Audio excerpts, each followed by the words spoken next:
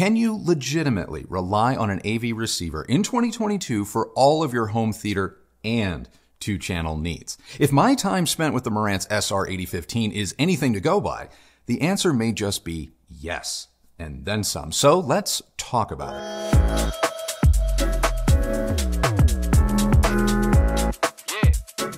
The Marantz SR8015 is an 11.2 channel Dolby Atmos and 8K enabled home theater receiver that produces 140 watts per channel into 8 ohms with 2 channels driven. It's worth noting that the Marantz's power output, like with most AV receivers, is going to drop the more channels you use, though the 8015 has Marantz's 70% guarantee, meaning that 70% of the power will be available to your speakers when running up to 5 channels. By that metric, the 8015 produces roughly 100 watts of power when driving up to 5 speakers, which is more than enough for mass market loudspeakers available today. This being Marantz's flagship receiver, the 8015 sports a wide variety of connection options, both analog and digital, not to mention HDMI, of which it has 8 inputs and 3 outputs. You'll find support for resolutions up to 8K 60 and 4K 120, though you are limited to just one of the HDMI inputs, with the rest supporting up to 4K 60. Unlike a lot of modern AV receivers, the Marantz allows for analog to digital video upscaling all the way up to 8K 60, so those of you with older video components or video collections should take note. Though, don't expect the 8015 to make an old VHS tape look like 4K Ultra HD, because it won't. Keeping our focus on video, the Marantz has support for all of the major HDR formats, including Dolby Vision, as well as gaming features like variable refresh rate, auto low latency, and quick frame transport. Not to be outdone is the Marantz host of sound options, which include surround sound formats like Dolby Atmos, DTS:X, and Auro3D. The 8015 also supports IMAX enhanced content as well. Throw in Audyssey Multi-EQ XT32 auto room correction with support for Audyssey's own Multi-EQ editor app on iOS and Android, plus a ton of wireless and network connected streaming options, and you have, arguably, one of the most full-featured AV receivers on the market today in the 8015. Now, the 8015, like many of Marantz's current lineup of AV receivers, is the epitome of minimalism. All of the manual controls are hidden behind a large aluminum door. Only a small porthole-like display, which you can defeat, is visible on the front of the Marantz during day-to-day operation. Setting up the 8015 is very straightforward. An on-screen guide will walk you through the process if this is your first receiver. Now, more advanced users, you can skip the tutorials and get right down to it. Now, one of the biggest upsides to a receiver like the 8015 is its ability to be configured almost entirely to taste. This being a true 11.2 channel receiver, it can power surround sound setups up to 7.2.4 and just about everything in between. It can even be put into a strict preamp processor mode where you can use it with third-party amplification should you need more power for any of your speakers, giving you an upgrade path without necessarily having to do away with the Marantz itself. The menus, while not flashy, are very neatly laid out and very easy to understand, allowing for a quick and precise manual setup. Now, we tested the Marantz using 3 different speaker configurations: 2.1, 5.1.4, and 7.1.2. Speakers ran the gamut from Klipsch's new RP600M Mark IIs with Klipsch in-ceiling speakers serving as surround and Atmos channels, to Wharfedale's flagship speaker, the Elysian 4 Tower, and matching center, and everything in between. We even ran the Marantz as a preamp connected to a pair of Emotiva HC1 monos for 2-channel listening with the amazing Polk R700 towers. Regardless of the speaker's use, the Marantz never faltered, providing each with the requisite power to sound their best, but more on that in just a moment. If you'd like a full rundown of all of the speakers that we used with the Marantz, we will provide all of that information down in the description. Because the Marantz allows you to save multiple user presets with respect to setup, I configured preset 1 manually and preset 2 using Audyssey. Full disclosure, I am not the world's biggest fan of Audyssey. Don't get me wrong, it works and is better than no room correction at all, at least for most users, but I do not feel that it produces results that are up to the standard set by DIRAC. This is, of course, just my opinion. Now, running through the Audyssey setup procedure is straightforward and takes around 10 minutes, give or take, just how complicated your setup is. The results are better than nothing, but Audyssey doesn't always get things like, say, crossover point or speaker levels or distances right 100% of the time. Still, if you're new to home theater or receivers like the 8015, I would highly encourage you to use Audyssey first and then try your hand at a manual setup to see which is best for you. Power Audyssey users will no doubt love the ability to tinker inside the paid Audyssey app, and PC users can take things even further, including adding their own PEQ filters from Room EQ Wizard via Audyssey's new Multi-EQ X software. One last word about operating the 8015. The included remote is actually quite good, though the free Marantz Control app is pretty phenomenal in terms of functionality. For me, the app all but eliminated the need to go into the Marantz's on-screen menus. After I completed the initial setup, of course. Those of you who don't typically like to rely on apps for control will be missing out if you choose to ignore the Marantz Control app here. So with all of that out of the way, let's talk about sound. Earlier this year, I made a video entitled Top 5 Reasons to Use a Home Theater Receiver for Stereo. And if there was ever a receiver that encapsulated my reasons behind making such a statement, it's the Marantz. This thing sounds incredible. If you're one who believes that an AV receiver can't possibly sound hi-fi or high-end, park your biases at the door because the Marantz is capable of audiophile-grade performance, and then some. The Marantz had more than sufficient power and headroom for all of the speakers we currently have in-house, which includes the nearly $10,000 Elysian 4 towers from Wharfedale. The power delivery is so precise, with no discernible distortion, coloration, or character being applied to the mix or to your speaker's sound on behalf of the amplifier section of the 8015. Running frequency sweeps and using the Rotel 1592 Mark II for comparison, there was no change to any of our speakers' measured frequency response. So as far as the amplifier section is concerned, you are getting a neutral amplifier here. This being a relatively powerful receiver, bass notes are tight and composed with terrific detail and control at all volume levels. If you have speakers that approach full range territory, like for instance the Polk R700 towers, the Marantz will allow them to reach their full bass potential at near reference precision. Directly compared to the equally expensive Rotel 1592 Mark II, which is a stereo integrated amplifier, mind you, I do feel as if there's just a bit more control and detail on the low end compared to the Marantz, but the difference is subtle. Comparing the 8015 to our Model 40N and its 70 watts per channel, I could discern no difference in the R700's bass performance. Moving on to the mid-range and treble performance, which is phenomenal. The preamp section of the 8015 does appear to be adding some character to the mix, depending on what sound setting you choose, but in its pure direct or just direct modes, any smoothing or softening of details is defeated. Now, I'm not saying that the Marantz is somehow veiled when listening in its non-direct modes. It's not. But there is a little softening of top-end detail and a subtle just injection of mid-range presence when listening to stereo tracks in its stereo mode. Switching between modes when listening to singer-songwriters like, say, Natalie Merchant or King Princess shed light on these changes.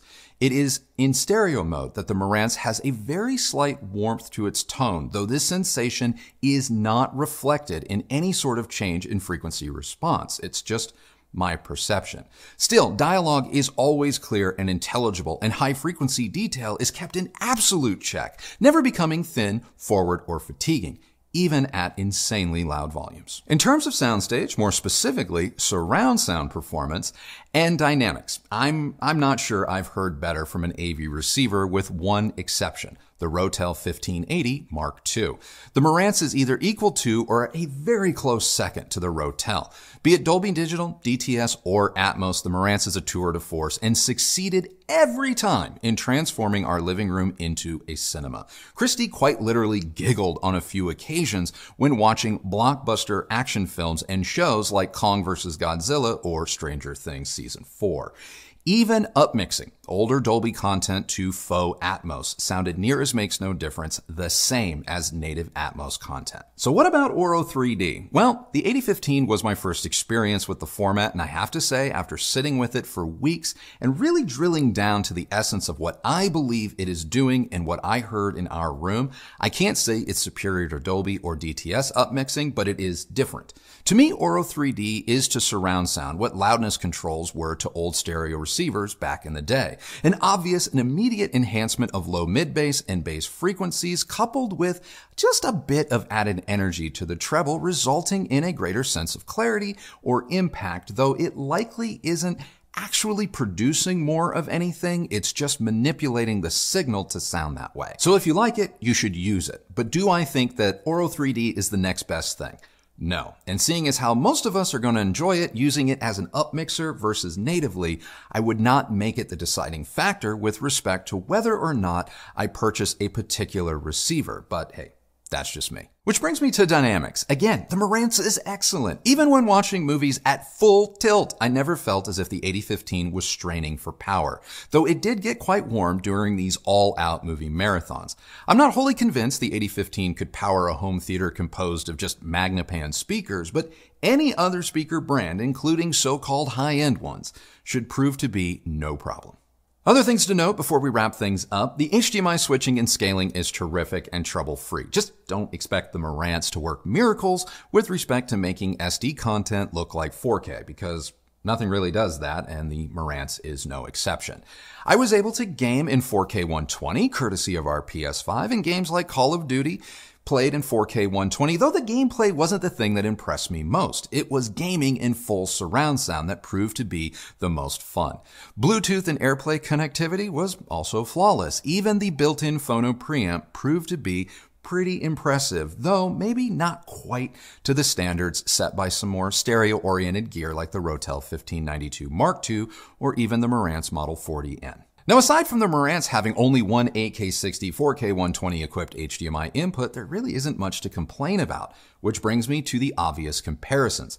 Compared to my current reference AV receiver, the Onkyo RZ50, I believe that the Marantz is better, and it is the only receiver I have encountered since the RZ50 that would make me want to switch.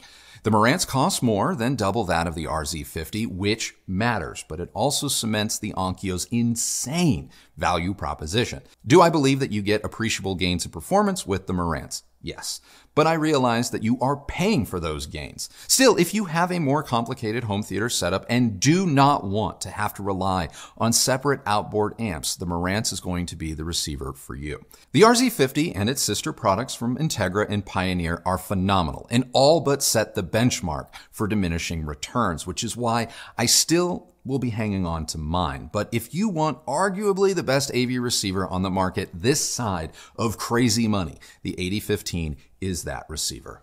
Compared to the Rotel 1580 Mark II receiver, I believe I'd side with the Marantz. The Rotel is terrific, no question, but it cannot compete in terms of features and flexibility with respect to number of channels, setup, and support for more surround codecs. I love the Rotel, but I'd save my money and go with the Marantz 8015 all day. Compared to the NAD T778, as much as I love the NAD's visual display, I'm still Team Marantz here. For roughly the same cost, I believe the Marantz gives you more in terms of features without sacrificing anything by way of performance. Plus, if you need 11.2 channels of amplification built in, the NAD simply cannot compete. And if you're on the market for Arcam, Anthem, or whatever, I still haven't heard those yet, so I won't comment other than to say they're options. Beyond that, there's just nothing left for me to say other than the Marantz SR8015 is utterly fantastic. I understand it is expensive, and I also understand that AV receivers, they tend to fall out of fashion every few years as new tech and whatnot is released. But let me just say this. Having lived with the 8015, it is the only component that I have repeatedly gone back to for just about all of my listening and viewing needs. And this includes 2-channel listening, because it has proven to be that versatile and that good. So that's it. That is now my take on the Marantz 8015 AV receiver. But before we sign off, I wonder what Kristi thought of it.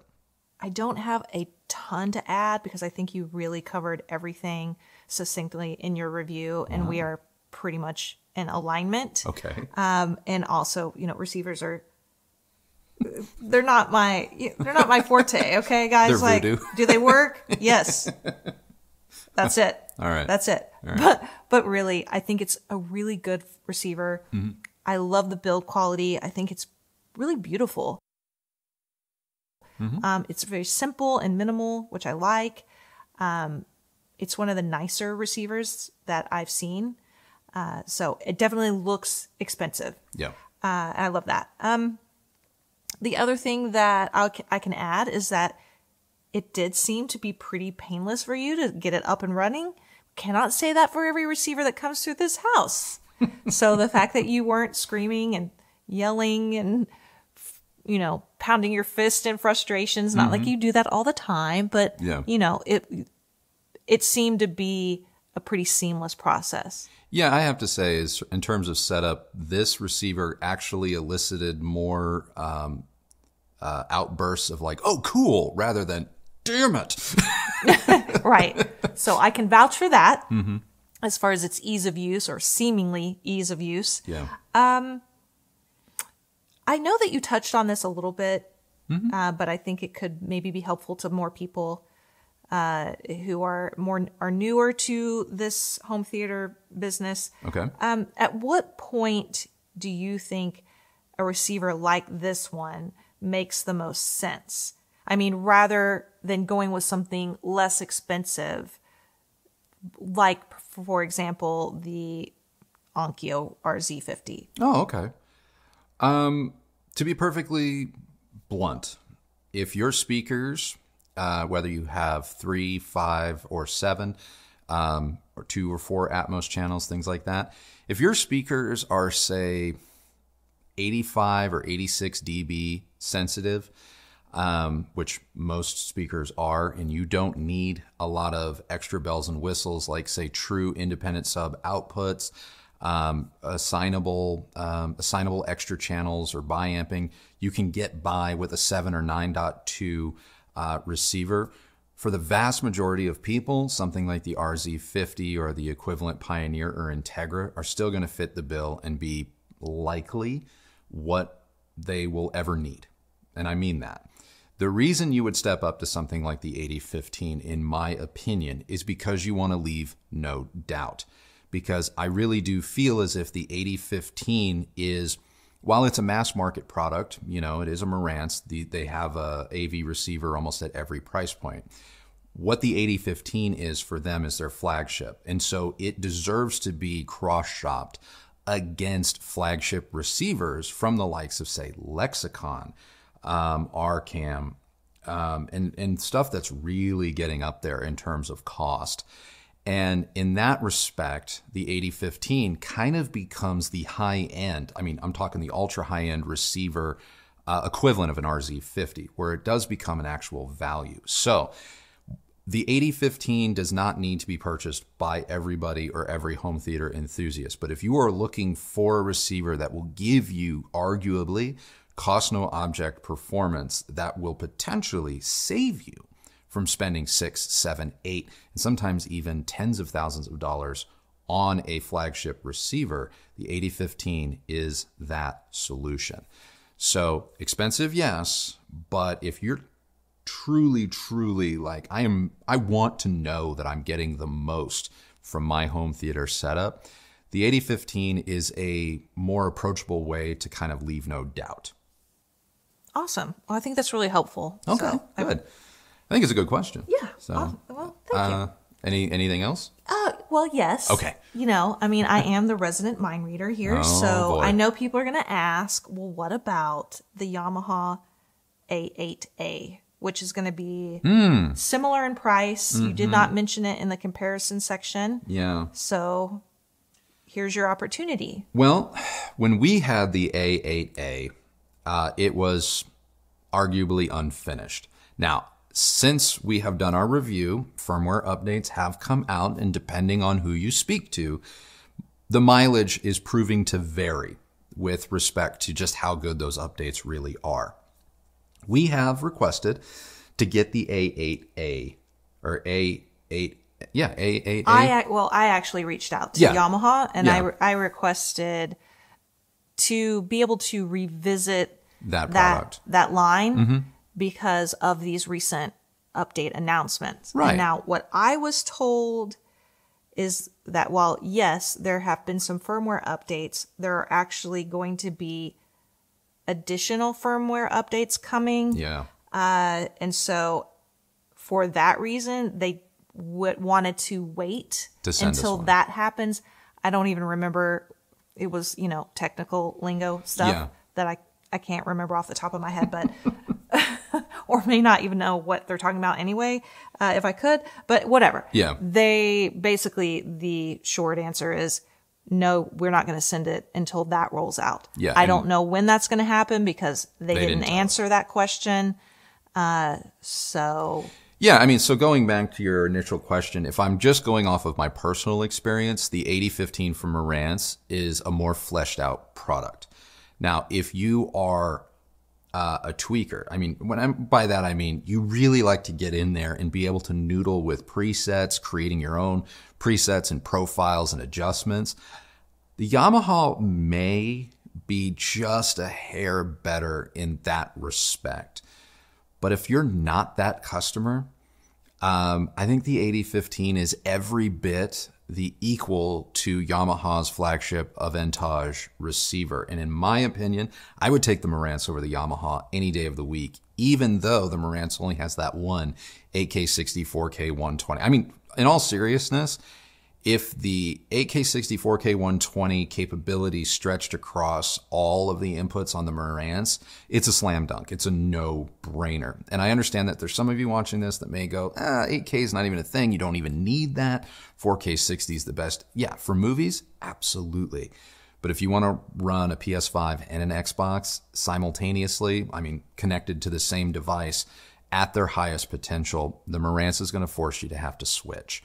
Whereas other devices or other receivers, even the RZ50, and it would appear in some instances, Yamaha after these firmware updates are not going to force you to make that switch, that change manually. You can have them both plugged in at the same time. But aside from that, they're very comparable, but I would side with the Marantz.